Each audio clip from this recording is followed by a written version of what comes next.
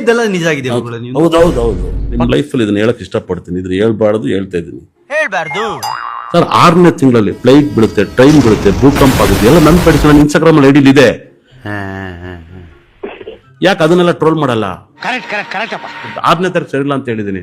ಯಾಕೆ ಸೇರ್ 6ನೇ ತಾರೀಕು ಸುಮ್ಮನಿದ್ದ ನೋಡಿ ಕ್ಯಾಪ್ಟನ್ ಮಾಡ್ಬಿಟ್ಟು ಮ್ಯಾಚ್ ಸೋಲ್ಸಿದ್ರು, 2 ಮ್ಯಾಚ್ ಸೋತೈತೆ ಇಂಡಿಯಾ. ಇದನ್ನೆಲ್ಲ ಯಾಕೆ ಟ್ರೋಲ್ ಮಾಡಲ್ಲ? ಇದು ಸೂರ್ಯ ಹುಟ್ಟಿದ್ರೆ ಇವತ್ತು ಬೆಳಕು ಬರುತ್ತೆ ಅಂತ ಯಾವನಾರು ಹೇಳ್ತಾನ? ಯಾವನಾರು ಹೇಳ್ತಾರ ಅದನ್ನ? ಇದು ಸೂರ್ಯ ಬಂದ್ರೆ ಬೆಳಕು ಬರುತ್ತೆ ಅಂತ ಯಾರು ಹೇಳ್ತಾರ? ಮತ್ತೆ ಹಾಗೆ ಇದು ನಾನು ಹೇಳಿದ ದಿವಸ ಫ್ಲೈಟ್ ಬೀಳುತ್ತೆ, ಯಾಕೆ ಅವೆಲ್ಲ ಟ್ರೋಲ್ ಮಾಡಲ್ಲ? ಜನಕ್ಕೆ ನನ್ಗೆ ಮಾರ್ಕೆಟ್ ಆಗೋದ್ ಬೇಕಾಗಿಲ್ಲ, ನನ್ನ ಕಾಮಿಡಿ ಪೀಸ್ ಬೇಕಾಗಿತ್ತೆ. ನಾನ್ ಕಾಮಿಡಿ ಅಲ್ಲ, ನಾನ್ ಕರೆಕ್ಟ್ ಆಗಿ ಹೇಳಿರ್ತೀನಿ, ಮಾಡೋರ್ ಕಾಮಿಡಿ ಅಂತ ತಿಳ್ಕೊತೀನಿ ನಾನು.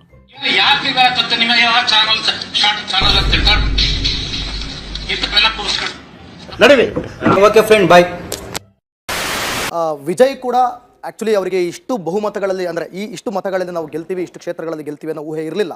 ಅವರು ಕೂಡ ಮಾಡಿದಂಥದ್ದು ಅತಿ ದೊಡ್ಡ ರಿಸ್ಕ್ ತಗೊಂಡು ಮಾಡಿದಂಥ ಪ್ರಯತ್ನ. ಆ ಪ್ರಯತ್ನಕ್ಕೆ ಫಲ ಬೇಗ ಸಿಕ್ತು. ಆದ್ರೆ ಪ್ರಜಾಕೀಯದ ಪ್ರಯತ್ನ ಇವನೇ ನನಗೆ ಕೌಂಟರ್ ಕೊಡ್ತಾವನೆ. ಈಗ ನಾನು ಕೊಡ್ತೀನಿ ನೋಡಿ ಕೌಂಟ್ರು. ಬೆಚ್ಚೆ ಬೇರೆ ಬಿಡಬೇಕು. ಪ್ರಜಾಕೀಯಕ್ಕೆ ಫಲ ಯಾರಿಗೆ ಸಿಗ್ಬೇಕಾಗಿರೋದು ಹೇಳಿ? ಯಾರಿಂದ ಸಿಗಬೇಕು? ಪ್ರಜೆಗಳಿಂದನೇ ಸಿಗಬೇಕು. ಮತ್ತೆ ಹಾಗಾದ್ರೆ ಇದಕ್ಕೆ ಕರೆಕ್ಟ್ ಲೀಡರ್ ಯಾರು? ಹಾಗಾದ್ರೆ ಪ್ರಜೆಗಳು ಕೆಲ್ಸಕ್ಕೆ ಹೋಗ್ಬೇಕು, ಅವ್ರಿಗೆ ಆದಂತ ಸಂಬಳ ತಗೊಬೇಕು, ಅವ್ರ ಲೈಫ್ನ ಅವ್ರು ಲೀಡ್ ಮಾಡಬೇಕು. ಹಾಗಾದ್ರೆ ಒಂದ್ ನಿಮಿಷ, ಅವ್ರು ಬಂದು ಹಾಗಾದ್ರೆ ಟಾರ್ ಗುಂಡಿ ಒಳಗಡೆ ರೋಡ್ ತಾಂಬರ್ ಹಾಕ್ಬೇಕಾ?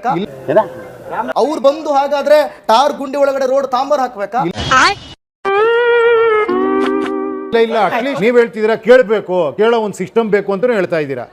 ಇಲ್ಲ ಹಂಗಾರೆ ಕೇಳಂಗೆ ಇಲ್ಲ. 5 ವರ್ಷ ಬಿಟ್ಬಿಡಿ. ಇವಾಗ ಇದೆಯಲ್ಲ ಸಿಸ್ಟಮ್, ಚೆನ್ನಾಗಿದೆಯಲ್ಲ. ಅವಾಗ ಅವ್ರವ್ರ ಕೆಲ್ಸಕ್ಕೆ ಹೋಗ್ತಾ ಇದ್ದಾರೆ, ನಾಯಕರುಗಳನ್ನ ಕಳಿಸಿದೀರಾ, ಅವ್ರು ಕೆಲಸ ಮಾಡ್ತಿದ್ದಾರೆ. ನಿಮ್ಮ ಪ್ರಯತ್ನದ ಪ್ರತಿಫಲ ಏನು? ಅಲ್ಲ ಒಂದ್ ನಿಮಿಷ, ಇದು ಕರೆಕ್ಟ್ ಇದೆಯಾ ಅಂತ ಫಸ್ಟ್ ಹೇಳಿ. ಇದು ಕರೆಕ್ಟ್ ಇಲ್ಲ. ಅಲ್ಲ ನಿಮ್ಮ ಪ್ರಯತ್ನ ಅಲ್ಲ ಒಂದ್ ನಿಮಿಷ ನೋಡಿ, ಎಷ್ಟು ಕನ್ಫ್ಯೂಷನ್ ಇದೆ ನಿಮ್ಮಲ್ಲಿ. No confusion. ಅಣ್ಣ ನೀನು ಸಾಮಾನ್ಯದೋನಲ್ಲಣ್ಣ. No confusion. ಎಲ್ಲ ಯಾಕೆ ಕನ್ಫ್ಯೂಷನ್ ಅಂದ್ರೆ ಯಾಕೆ ಬೇಜಾರಾಗ್ತೀರಾ? ಒಂದ್ ನಿಮಿಷ ಯಾಕೆ ಹೇಳ್ತೀನಿ ಕೇಳಿ. ನೀವೇನ್ ಹೇಳಿದ್ರಿ ಫಸ್ಟ್? ನಾನು ಕೆಲ್ಸಕ್ಕೆ ಹೋಗ್ಬೇಕು, ನಂದೇ ಬೇರೆ ಕೆಲಸಗಳಿದೆ, ನನಗಿದೆಲ್ಲ ನೋಡಕ್ ರೆಡಿ ಇಲ್ಲ, ನಾನೊಬ್ಬ ನಾಯಕನ ಕಳಿಸಿದ್ನಿ, ಅವ್ನು ಮಾಡ್ಕೊಂತಾನೆ. ಈಗ ಸಿಸ್ಟಮ್ ಇದೆಯಲ್ವಾ? ಅದು ಇದೆ ತಾನೆ? Please answer me. ಇದೆ ತಾನೆ ಗುರುವೆ? ಇದೆಯಲ್ವಾ? ಮತ್ತೇನ್ ಬದಲಾವಣೆ ಬೇಕು? ಆಲ್ರೆಡಿ ಇದೆಯಲ್ಲ, ನಿಮ್ಗೆ ಚೆನ್ನಾಗಿರೋ ಸಿಸ್ಟಮ್ ಇದೆಯಲ್ಲ.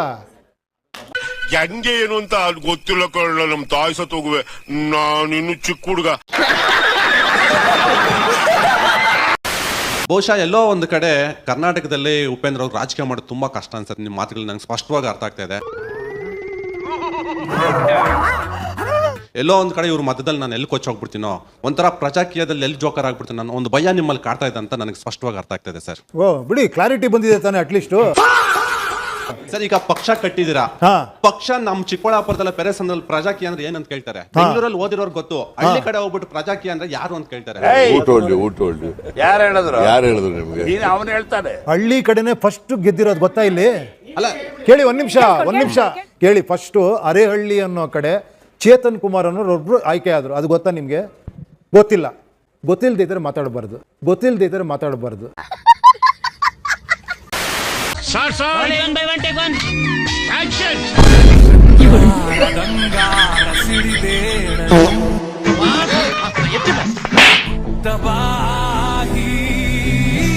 ನೋಡಿ, ಹಿಂಗ್ ಒಂದ್ ಒಳ್ಳೆ ಫೋರ್ಸ್ ಕೊಡ್ರಿ ನೋಡ್ತೀನಿ. ಹಂಗೆ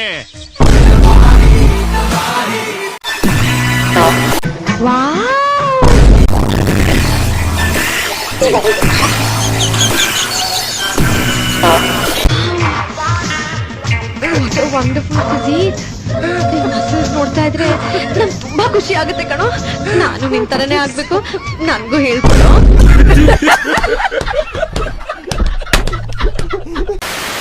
ಒಂದ್ 10 ರೂಪಾಯಿ ಇದ್ರೆ ಹಾಕಮ್ಮ. ಇಲ್ಲ ಸ್ವಾಮಿ, ಮುಂದೆ ಹೋಗಿ ಹಾಕಮ್ಮ, ನಿನಗೊಂದು ಒಳ್ಳೆ ಗೌರ್ಮೆಂಟ್ ಜಾಬ್ ಸಿಗುತ್ತೆ.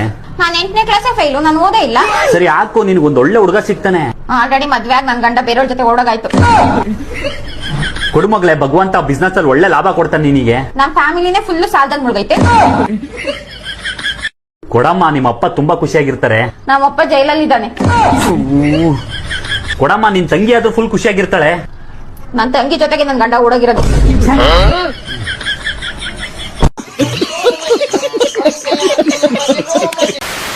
ಆದ್ರೆ ಪಾರ್ಲಿಮೆಂಟೇರಿಯನ್ ಬಿಹೇವಿಯರ್ ಹಾಗೆ ಆ ಲ್ಯಾಂಗ್ವೇಜ್ ಭಾಷೆ ಹಾಗೆ ನಡವಳಿಕೆಯನ್ನ ಕಲೀಲಿಲ್ಲ ಅಂತ ಹೇಳಿ ಒಪ್ತೀರಾ ಇದನ್ನ?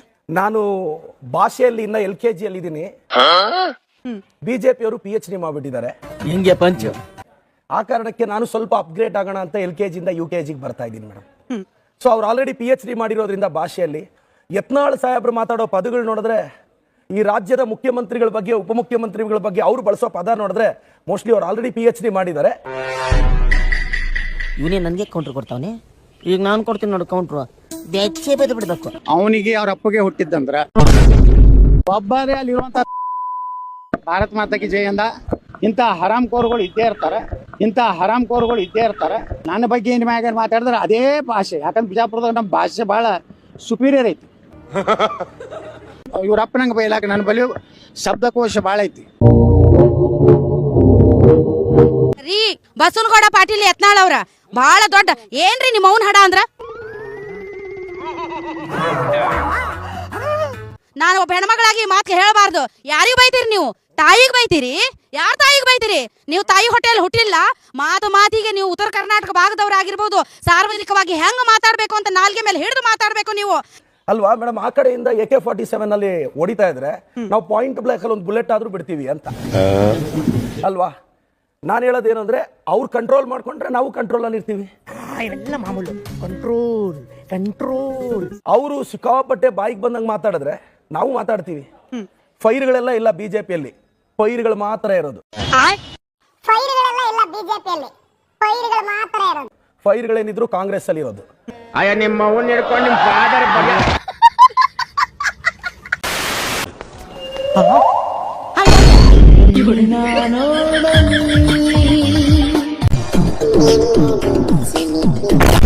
ನಾವೆಲ್ಲ 10ನೇ ಕ್ಲಾಸಲ್ಲಿ ಇರ್ಬೇಕಾದ್ರೆ ಹರ್ಷಿತನ ನನ್ ಲವ್ ಮಾಡು ಅಂತ ಹಿಂದೆ ಅಲಿಯಂಗ್ ಮಾಡಿದವ್ರು. ಇದಕ್ಕೆಲ್ಲ ಕೇರ್ ಮಾಡಲ್ಲ.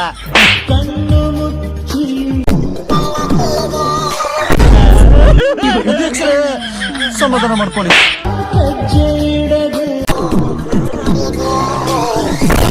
ನೋಡು, ಒಂದು ಗಂಡಸಿನ ಸಂಕಟ ಇನ್ನೊಂದು ಗಂಡು ಸಿಗ್ತಾನಪ್ಪ, ಅರ್ಥ ಆಗ್ಬೇಕು. ಬೇಡ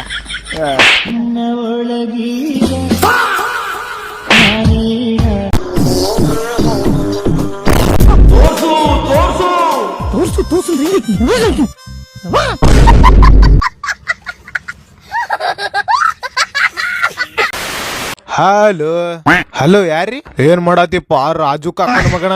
ಹಾ ಹೇಳ್ ದೋಸ್ತ, ಏನ್ ಮಾಡತ್ತಾನ ರಾಜು? ಹೆಂಗದಾನ ನಿಮ್ಮ ಅಪ್ಪ?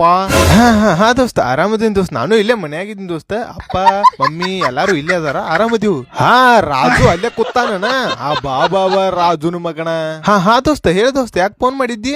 ಹಾ ಕಾಲೇಜ್ದಾಗ ಏನೋ ಬಾಳ್ ಜಿಗದಾಡತ್ತಿದ್ದಿ, ಏನೋ ಬಾಳ್ ಬೇಯತ್ತಿದ್ದಿ ಈಗ. ಹಾ ಕಾಲೇಜ್ ನಾಳೆ ಬರ್ತಿಲ್ಲ ದೋಸ್ತ. ನಿನಗ್ ಬುಕ್ ಇಲ್ಲ ದೋಸ್ತ, ನಾ ತಗೊಂಡ್ ಬರ್ತೀನಿ ದೋಸ್ತ. ಬುಕ್ ಅಲ್ಲೋಪ ರಾಜು ಕಾಕನ ಮಗನ. ಸ್ಪೀಕರ್ ಇಡು, ಬಾಳ್ ಜಿಗದಾಡೀಗ. ದೋಸ್ತ ಬರ್ತೀನಿ ದೋಸ್ತ, ನಾಳೆ ಬರ್ತೀನಿ ದೋಸ್ತ. ನಿಮ್ಮ ಅಪ್ಪದಾನ ತನ್ಸ್ತೇನ? ನಿಮ್ಮ ಅಪ್ಪ ಏನ್ ಮಾಡ್ಕೊಳ್ಳೋದಾನ? ಇಲ್ಲ ದೋಸ್ತ, ಅಪ್ಪನೂ ಆರಾಮದಾರ ದೋಸ್ತ.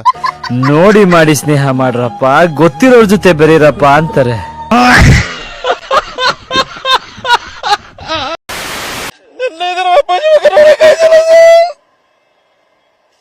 ಡೆಲ್ಲಿಯಿಂದ ಬಂತು ಇದರ ಅಪ್ಪಾಜಿ ಮಗ ನೋಡಕ್ಕಾಯ್ತಲ್ಲ ಸರ್. ನಮ್ಗಲ್ಲಿ ನಾವ್ ಹೇಳ್ತಾ ಇದೀವಿ, ನಮ್ಮ ಅಪ್ಪಾಜಿಗೆ ಇಷ್ಟವಾಗಿರ್ಬೋದು ಸರ್. ಯಾವ ಕನ್ನಡನ ಇದು? ಯಾವ ಕನ್ನಡನೋ ಗೊತ್ತಿಲ್ಲ, ನಮ್ ಕಡೆ ಅಂತೂ ಕೆಟ್ಟದಾಗ ಸೌಂಡ್ ಆಗುತ್ತೆ. ಮಟ್ಟಕ್ಕೆ ನಾವು ಇಷ್ಟೊಂದು ಪ್ರತಿಭಟನೆ ನಾವು ಮಾಡ್ತಿರಲ್ಲ ಮೇಡಮ್. ಅವತ್ತಿಂದ ಇವತ್ತಿನವರೆಗೂ ನುಡಿದಂತ ಸರ್ಕಾರ, ನಡೆದಂತ ರಾಮಯ್ಯನೇ. ಇವತ್ತು ನಡೆದೋದ್ರು ನಮ್ ರಾಮಯ್ಯ ಅವರು ಮೇಡಮ್. ಇವತ್ತು ಕೂಡ ಹೇಳ್ಬೇಕು ನೀವೆಲ್ಲ ಇದನ್ನ ಸತ್ಯ ಹೇಳ್ರಿ, ಸುಳ್ಳು ಹೇಳಕ್ ಹೋಗ್ಬೇಡಿ. ನಿಮ್ಮ ಹೆಸರೇನು? ಹರಿತಾ. ಹರಿತಾ? ನೇಮೆ ಹರಿತಾ. ಯಾವ ಕಡೆ ಹರಿತೀರಿ ಅಂತ ಕೇಳಿದೆ. ಹೌದಾ? ಏನ್ ಓದ್ತಿರೋದು ನೀವು? Second BCom. ಅಕೌಂಟ್ಸ್ ರೂಲ್ಸ್ ಹೇಳಿ. ಗೊತ್ತಿಲ್ಲ ಟೀಚರ್. ಸರ್, ಅವ್ರು ಕೇಳಿದಾಗೆ ಅವರೊಂದು ಪ್ರಶ್ನೆ ಹೇಳಿದ್ರು, ನಮ್ಮ ಶಾಸಕರು ನಮ್ಮ ಹೆಮ್ಮೆ, ಒಬ್ರು ಬಡವರಂತ. ಸರ್ ನೀವೇ ಹೇಳಿ ಸರ್, ನೀವು ಬಡವರಾ ಸರ್? ನಿಮ್ಗೆ ಯಾಕೆ ಬೇಕದು? ತಿಕಾ ಮುಚ್ಕೊಂಡು ಹೋಗಲ್ಲ. ಒಳ್ಳೆ ನಾನು ಹುಟ್ಟಿದ್ದು ಬಡತನದಲ್ಲಿ. ಖಾಲಿ ಹೊಟ್ಟೆ ಖಾಲಿ ಜೇಬು ಒಡೆದ ಹೃದಯ ಪಾಠ ಕಲಿಸಿದೆ. ಒಂದು ನಿಮಿಷ, ಲೆಟ್ ಮಿ ಕನ್ಕ್ಲೂಡ್. ಪರಿಶ್ರಮ ಸಂಸ್ಥೆ ಕಟ್ಟಿದೆ ಕಳೆದ 5 ವರ್ಷದಿಂದ. ಕಷ್ಟಪಟ್ಟು ಒಬ್ಬ ಕನ್ನಡದ ಹುಡುಗ ಪಕ್ಕದ ನೆರೆ ರಾಜ್ಯದವ್ರಿಗೆ ಸೆಡ್ ಹೊಡೆದು ಒಂದು ಸಂಸ್ಥೆ ಬೆಳೆಸಿದೆ. ಇವತ್ತು ನನ್ನ ಕಂಪನಿಯ ಎವ್ಯಾಲ್ಯೂಯೇಷನ್ ಪದ ಗೊತ್ತಿರಬೇಕು. ಎವ್ಯಾಲ್ಯೂಯೇಷನ್ ಅಂದರೆ ನನ್ನ ಕಂಪನಿ ನಾನು ಯಾರಿಗಾದ್ರೂ ಮಾರಿದ್ರೆ ನನ್ನ ಕಂಪನಿಯ ಇವತ್ತಿನ ಎವ್ಯಾಲ್ಯೂಯೇಷನ್ 800 ಕೋಟಿ. ಸರ್ 800 ಕೋಟಿ ಒಬ್ಬ ವ್ಯಕ್ತಿ ಹತ್ರ ಇದೆ ಅಂದ್ರೆ ಅವರು ಬಡವರು ಹೇಗೆ ಸರ್? ಏನ್ ಸರ್ ಇಷ್ಟೆಲ್ಲ ಅವಮಾನನ? ಏನ್ ಮಾಡ್ತಾರೆ ಸರ್? ಮುಂದೆ ದೊಡ್ಡ ದೊಡ್ಡ ಸನ್ಮಾನಗಳನ್ನ ಸ್ವೀಕಾರ ಮಾಡಬೇಕು ಅಂದ್ರೆ ಇಂಥ ಅವಮಾನಗಳನ್ನೆಲ್ಲ ಸಹಿಸಿಕೊಳ್ಳಬೇಕು. ನೀವು ಬಡವ ಅಂತ ಹೇಳ್ಕೊಳ್ತಾ ಇದ್ರೆ ಇವತ್ತು ಹೇಳ್ತಾ ಇದ್ರ ಅಯ್ಯೊಮ್ಮೆ 800 ಕೋಟಿ ಅಂತ. ಸರಿ ರೇ, ನೇಪಾಳದಲ್ಲಿ ಆಗ್ತಾ ಇರೋದು ಏನಕ್ಕೆ ಸರ್? ಸರ್ ನೇಪಾಳ ಪಾಯಿಂಟ್ ಇರೋ ಮನೆ ನೇಪಾಳದಲ್ಲಿ ಆಗಿರೋದು ಏನಕ್ಕೆ? ನಿಮ್ಮಂತ ರಾಜಕಾರಣಿಗಳೇ ಕಾಂಪ್ಲೆಕ್ಸು ಮಾಲು ಅದು ಇದು ಮಾಡ್ಕೊಂಡು ಬಡವ ಆಗಿದ್ದವನು 800 ಕೋಟಿಗೆ ನೀವಿದ್ದೀರಾ. ಪಪ್ಪಿದು ಬರೀ ಅಕ್ರಮವಾಗಿರೋದು ಎಷ್ಟು ಕೋಟಿ ಸಿಕ್ಕಿದೆ. ಈ ತರ ಆದಾಗ ನೆಕ್ಸ್ಟ್ ನಮ್ಮ ಕರ್ನಾಟಕದಲ್ಲೂ ಹಂಗೆ ಯೂತ್ಸ್, ನಾನು ಯೂತ್ಸೆ ನೀವು ಯೂತ್ಸೆ, ಹಂಗೆ ಯೂತ್ಸ್ ನಾನು ಯೂತ್ಸೆ ನೀವು ಯೂತ್ಸೆ. ನೀನ್ ಇವತ್ತು ಹಂಗಿದ್ರೆ ನಾವೇನು